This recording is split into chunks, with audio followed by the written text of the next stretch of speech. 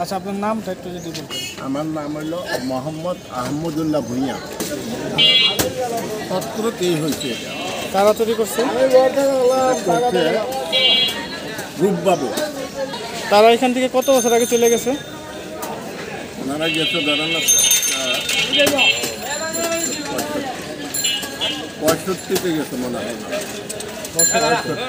তারপরে এইখানে সেনাবাহিনীর আন্ডার এটা আছে, এখানে কি জনসাধারণ আগে থাকতো নাকি সেনাবাহিনী এটা আন্ডার নিয়ে নিচ্ছে? না, এটা ওনারা যাওয়ার পরে এখানে এইটা কিন্তু আবার আরেকজন আছে জামালত থাকে। এটা বর্তমানে কিন্তু এখন আর্মি সেনাবাহিনীরা সেনাবাহিনীর সাইনবোর্ড সেনাবাহিনীরও সাইনবোর্ড লাগাইছে আর রূপবাবুরও সাইনবোর্ড লাগাইছে।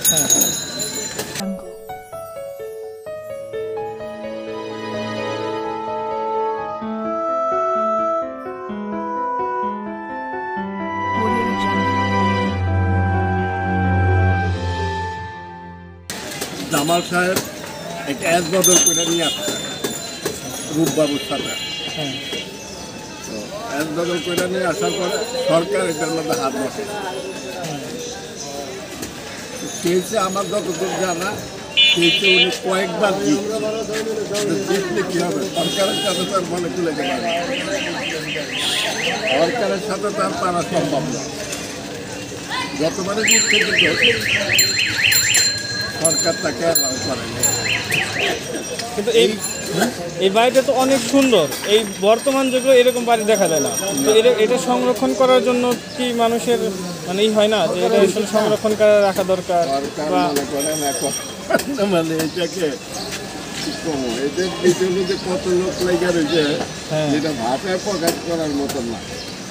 মাঝে মধ্যে উপরের লেভেলের লোক পরিদর্শনে আসে, তা আসলে ওনারা এগুলো দোকানপাট একটু করে আপনার একটু পরিষ্কার করে দিয়ে দোকানপাট লাগেন না, অফিসার আসবে মাঝে মধ্যে আমার দোকানও বন্ধ করতে হয়।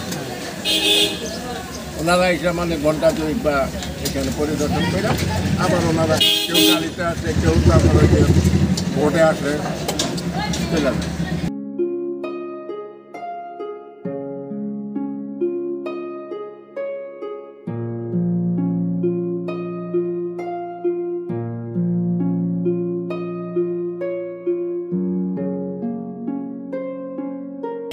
কিন্তু এই বাড়িটা যদি একটা সংরক্ষণ করে পর্যটন এলাকা বানানো যায়, সেক্ষেত্রে এখানে ব্যবসা বাণিজ্য একটু ভালো হবে না, বা এলাকার মানুষের জন্য ভালো হবে না?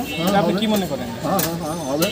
তো এটা কি আপনি চান যে এটা আসলে সংরক্ষিত থাকুক, এরকম এলোমেলো না থাকুক? ভিতরে কিছু সিঁড়িমিড়ি ভাঙা আছে, গ্লাসগুলো ভাঙা, দরজাগুলো ভাঙা। ও বাবা, এত বুঝতে আবার বুঝতে পারবো না এখন। এটা মনে করেন হাইওয়ানের লোক, হাই লেভেলের লোকটা এটা আবার এখন বর্তমানে মেয়র কিন্তু আবার এখানে আপ ডাউন করতে। মেয়র সাহেব মাঝে মধ্যে আসেন, একবার শুনি করে ভাঙবো, আবার শুনি করে এখানে মেরামত করে মানে জাদুঘরের সিস্টেম করবো, আবার করতেছে এটা বহুতলা ভবন করা হইব, এই ধরনের শুনছি।